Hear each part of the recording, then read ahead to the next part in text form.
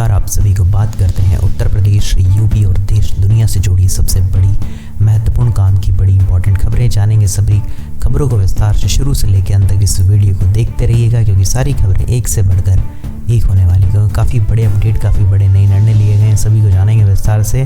Video को like कर दीजिए, चैनल सब्सक्राइब नहीं करेगा तो सब्सक्राइब कर लीजिए। चलिए बढ़ते हैं और जानते हैं सबसे पहली बड़ी महत्वपूर्ण खबर से। जी हाँ, सबसे पहली खबर आ रही है यूपी के वेदर के बारे में। जी हाँ, सबसे पहले हम जानेंगे यूपी के वेदर के बारे में क्या हाल है। जी हाँ, यूपी में रात के तापमान में होगी गिरावट, बढ़ेगी ठंड, मौसम विभाग ने जारी की है चेतावनी। जी हाँ, आपको बता दें यूपी के मुजफ्फरपुर नगर, कानपुर और मेरठ उत्तर प्रदेश के अंदर जी हाँ सबसे ठंडे शहरों में रहा है। जी हाँ, मौसम विभाग ने चेतावनी जारी कर दी है। रात के तापमान में भारी गिरावट देखने को मिलेगी, ठंड भी बढ़ने वाली है। आपको बता दें दोनों शहरों का जो न्यूनतम तापमान है जी हाँ 9.6 से 10 डिग्री सेल्सियस दर्ज हुआ है। ऐसे में मुजफ्फरपुर और कानपुर प्रदेश का सबसे ठंडा और मेरठ दूसरा सबसे ठंडा शहर रहा है। जी हाँ, मौसम विभाग ने जारी की है चेतावनी। रात के तापमान में गिरावट होगी और ठंड बढ़ती नजर आएगी। लखनऊ में रात का तापमान 11 डिग्री पर पहुंच गया है। जी हाँ, वाराणसी में अगले 5 दिनों में कोहरा या धुंध छाए रहने का अनुमान है और अभी बाकी अदर शहरों के अंदर भी तापमान में कमी देखने को मिल रही है। चलिए इसी के साथ बढ़ते हैं और जान लेते हैं अगली बड़ी खबर। प्रधानमंत्री मोदी का इटली की पीएम मेलोनिना के खास तोहफा, दूसरे नेताओं के लिए भी गिफ्ट, किसको क्या मिला। आपको बता दें G20 शिखर सम्मेलन में पीएम मोदी ने इटली के पीएम मेलोनी से द्विपक्षीय बातचीत के बाद उन्हें महाराष्ट्र में बना एक बेहद सुंदर चांदी का बना हुआ मोमबत्ती का स्टैंड दिया। जी हाँ, और इसमें आपको बता दें जितने भी समक्ष नेता थे वहाँ पे कुछ गिफ्ट भी लिए गए थे। जी हाँ, आपको बता दें वैश्विक नेताओं के दिए गए तोहफों में महाराष्ट्र की 8, जम्मू कश्मीर की 5, आंध्र प्रदेश और राजस्थान के 3, झारखंड और बिहार से 2, कर्नाटक, तमिलनाडु, उत्तर प्रदेश, ओडिशा और लद्दाख से 1 कलाकृतियाँ भी शामिल थी। जी हाँ, आप देख सकते हैं कुछ इस प्रकार थी। ठीक है, देख लिया आपने, आपको अंदाजा लग गया होगा किस प्रकार से ये कला तैयार की गई है। चलिए इसी के साथ बढ़ते हैं और जान लेते हैं अगली बड़ी खबर। आपको बता दें यूपी बाय इलेक्शन। जी हाँ, यूपी में अब उपचुनाव के रिजल्ट की बारी ठीक 8 बजे शुरू होगी। मतगणना 9 बजे से रुझान आएंगे।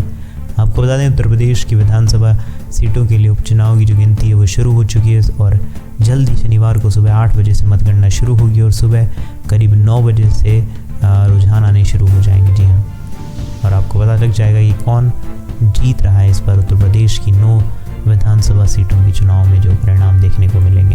ठीक है, चलिए इसी के साथ बढ़ते हैं और जान लेते हैं अगली बड़ी खबर। तेल, मसाला, टूथपेस्ट, देश के हालात पर ये क्या कर रहे हैं संकेत। आंकड़ों से थोड़ा समझ लेते हैं। जी हाँ, देश के लिए एक अच्छा संकेत है। रोजमर्रा के सामान की बिक्री में गिरावट नहीं आई है। FMCG कंपनियों की उम्मीद है कि जल्द ही मांग में तेजी आएगी।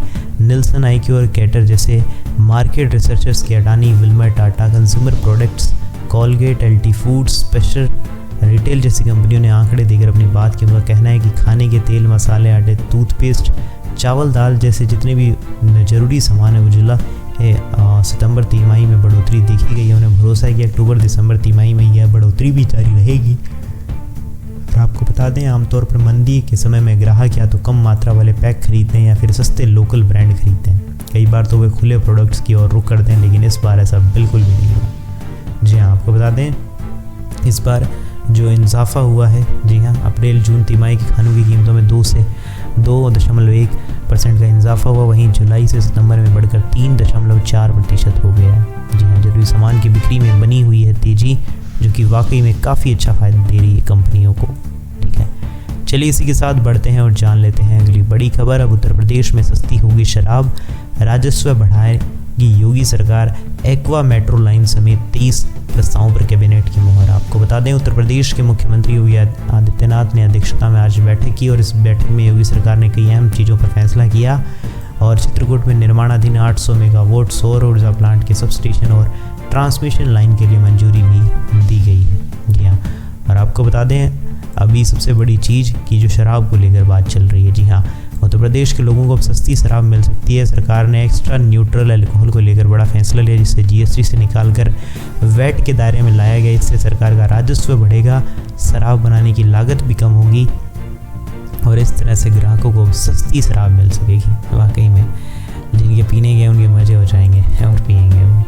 बाकी आपका इसके प्रति कोई विचार हो तो बताइएगा। एक्वा रेल मेट्रो का विस्तार होगा। कानपुर के 80 गाँवों के लिए सरकार का बड़ा फैसला है। यूपी में बनेगा गारंटी रिडम्पशन फंड। यूपी का कोई भी विभाग डिफ़ॉल्ट नहीं होगा। शराब को सस्ता कर देगी, जिससे राजस्व बढ़ जाएगा। 620 करोड़ रुपए से सौर ऊर्जा को मिलेगी और ताकत। जी हाँ, ये कुछ बड़े ऐलान हैं। चलिए इसी के बाद बढ़ते हैं और जान लेते हैं अगली बड़ी खबर। जी हाँ, यूपी के 71 महाविद्यालयों में प्राचार्य से लेकर ग्रेड 4 तक के सभी पद होंगे सरकारी। 2256 पदों पर होगी भर्ती। आपको बता दें, उच्च शिक्षा के क्षेत्र में सबसे बड़ी पहल करते हुए योगी सरकार ने 71 महाविद्यालयों में 2256 पद सृजित करने का निर्णय लिया और इन महाविद्यालयों में कला, वाणिज्य और विज्ञान संकाय शुरू करने के लिए ये पद सृजित किए गए हैं। जी हाँ, चलिए इसी के साथ बढ़ते हैं और जान लेते हैं अगली बड़ी खबर। जी हाँ, दिल्ली के अंदर घुट-घुट कर जीना होगा। गंभीर श्रेणी की दहलीज पर वायु प्रदूषण AQI 400 के करीब अगले 2 दिन भारी। आपको बता दें, शनिवार रविवार तक कमोबेश स्थिति बन गई है। ऐसे में वायु की गुणवत्ता सूचकांक 300 के पार बन गई है। रात के समय में कुहासा छाया है और स्मोग छाने के संकेत। जी हाँ, आप देख सकते हैं किस प्रकार वहाँ पे जो धूम्र है, जी हाँ, वायु के अंदर दिख रही है और इसी वजह से जो AQI है वो 400 से पार चला गया, जो वाकई में बहुत ख़राब स्थिति को दिखा रहा है दिल्ली की। चलिए इसी के साथ बढ़ते हैं और जान लेते हैं अगली बड़ी खबर। जी हाँ, मदिरा प्रेमियों के लिए ज़रूरी, कल बंद रहेगी शराब की सभी दुकानें। क्या है वजह, आपको बता दें। जी हाँ, मदिरा प्रेमी जो दारू पीते हैं उनके लिए आपको बता दें, 23 नवंबर को यानी आज ही के दिन संपूर्ण दिवस के लिए मदिरा की बिक्री पर प्रतिबंध लगा दिया गया है। जी हाँ, मतगणना क्षेत्र नगर पालिका श्योपुरा की परिसीमा में इसे ड्राई डे घोषित किया गया और इस संबंध में कलेक्टर किशोर कुमार कन्याल ने आदेश जारी कर दिया है। जी हाँ, चलिए इसी के बाद बढ़ते हैं और जान लेते हैं अगली बड़ी खबर। जी हाँ, हमारी नज़र है लेकिन दोनों देश के संबंध है। जी हाँ, अडानी केस पर आया व्हाइट हाउस का बड़ा बयान। आपको बता दें, गौतम अडानी नए आरोपों से घिर गए हैं। भारत के सोलर एनर्जी प्रोजेक्ट्स के ठेके हासिल करने के लिए भारतीय अधिकारियों को लगभग 2250 करोड़ रुपए की रिश्वत। जी हाँ, अडवाणी समूह ने इन प्रोजेक्ट्स के लिए अमेरिकी विनिवेशकों से फंड जुटाया था और यही वजह है कि अमेरिकी कोर्ट में उनके खिलाफ ये मामला आया है। जी हाँ, अब देखना होगा आखिरकार हुआ क्या है। और व्हाइट हाउस का कहना है कि हम इन आरोपों से वाकिफ़ हैं। व्हाइट हाउस की प्रेस सचिव कैरिन जीन पियरे ने कहा है कि इस मामले पर हमारी नज़र है और इन आरोपों को लेकर अमेरिका गए security and exchange commission SEC और न्याय विभाग के DOJ की ज़रूरी जानकारी दे पाएंगे, लेकिन इस मामले को लेकर भारत और अमेरिका के संबंधों पर पड़ने वाले असर पर बात करूंगी।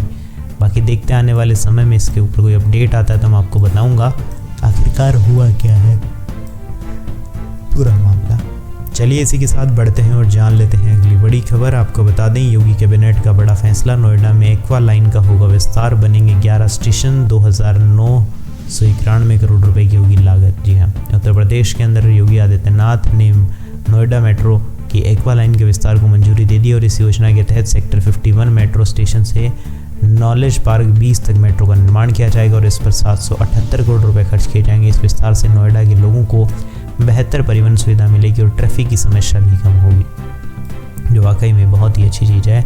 394 करोड़ रुपए से राज्य तो इतना ही केंद्र खर्च करेगा। जी हाँ, पूरे प्रोजेक्ट के निर्माण में लगभग 2991 करोड़ की लागत आएगी। लोगों को मेट्रो बदलने के लिए नीचे नहीं उतरना पड़ेगा। जी हाँ, आपको बता दें ऐसी चीज़ें की गई है। ब्लू और ग्रेनो वेस्ट जाने के लिए एक्वा मेट्रो लाइन जुड़ जाएगी और लोगों को मेट्रो बदलने के लिए नीचे नहीं उतरना पड़ेगा। ऐसे में ये इंटरचेंज स्टेशन बनेगा। अब लोगों को दिल्ली जाने के लिए मेट्रो लेने को सेक्टर 51 पर नीचे उतरने की और पैदल चलने की जरूरत नहीं पड़ेगी। सेक्टर 61 से बिना उतरे दिल्ली की ओर जा सकेंगे। और ये जो स्टेशन है वो बताए गए हैं, आप एक बार देख सकते हैं पोज करके कि कहाँ से कहाँ पे स्टेशन चलने वाले हैं। ठीक है, चलिए इसी के साथ बढ़ते हैं और जान लेते हैं अगली बड़ी खबर। जी हाँ, महाराष्ट्र सांगली के फर्टिलाइज़र प्लांट में गैस रिसाव से 3 की मौत, 9 की हालत गंभीर। आपको बता दें, महाराष्ट्र के सांगली जिले में एक केमिकल कंपनी में गैस रिसाव का मामला सामने आया। गैस रिसाव के कारण 3 लोगों की मौत हो गई और तीनों में 2 महिलाएं भी शामिल थी। बताया जा रहा है कि फर्टिलाइजर प्लांट था जिसके रिएक्टर में विस्फोट होने के बाद गैस रिसाव होने के कारण पुलिस ने यहाँ उर्वरक संयंत्र में रिएक्टर से रासायनिक धुआं छोड़ते हुए विस्फोट हो गया था, तो उसकी जाँच चल रही है। बाकी काफ़ी हादसे वाली बात है, नोक अस्पताल में चल रहा है इलाज। चलिए इसी के साथ बढ़ते हैं और जान लेते हैं अगली बड़ी खबर। महंगाई से लड़ाई अभी नहीं हुई है ख़त्म, क्या दिसंबर में कम होगी ब्याज दरें, आरबीआई के गवर्नर ने दिए हैं संकेत। आपको बता दें भारतीय रिजर्व बैंक ने जो रेपो रेट है उसे कटौती करे, फिलहाल इसकी कोई संभावना नहीं दिख रही। आरबीआई के जो गवर्नर शक्तिकांत दास ने दोहराया कि मुद्रास्फीति के खिलाफ केंद्रीय बैंक की लड़ाई भी खत्म नहीं। उन्होंने संकेत दिया है कि ब्याज दरें लंबे समय तक ऊंची बनी रहेगी।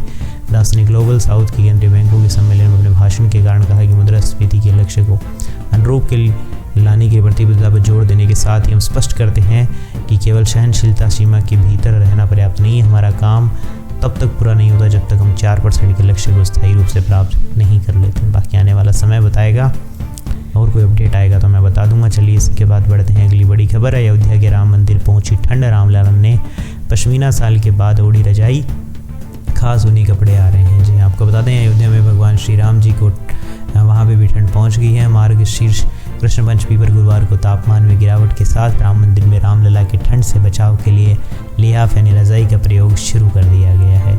चलिए इसी के साथ बढ़ते हैं और जान लेते हैं अगली बड़ी खबर। योगी कैबिनेट में प्रयागराज महाकुंभ के लिए खोला खजाना, 23 प्रस्तावों पर लगी मुहर। आपको बता दें यूपी की योगी कैबिनेट में महाकुंभ के प्रचार प्रसार के लिए खजाना खोल दिया गया है। शुक्रवार को सीएम योगी की अध्यक्षता में आयोजित कैबिनेट की बैठक में 24 प्रस्ताव रखे गए, इनमें से 23 को मंजूरी मिल भी गई है। चलिए इसी के साथ बढ़ते हैं और जान लेते हैं अगली बड़ी खबर। जी हाँ आपको बता दें दुधवा और लखनऊ के बीच 25 नवंबर से शुरू होगी हेलीकॉप्टर सेवा।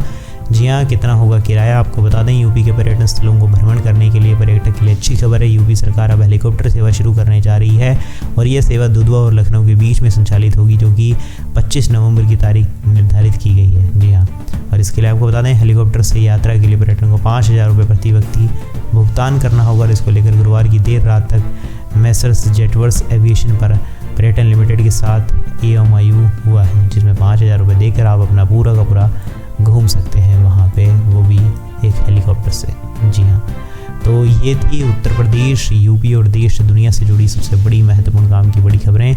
कैसी लगी आपको सारी खबरें मुझे कमेंट्स में बताइएगा। वीडियो अच्छा लगा तो वीडियो को लाइक कर दीजिए, चैनल को सब्सक्राइब नहीं करता तो सब्सक्राइब करके घंटी के निशान को दबाना मत भूलिएगा। मैं मिलूंगा ऐसी अच्छी और वीडियो के साथ, तब तक के लिए जय श्री राम, जय हिंद, वंदे मातरम।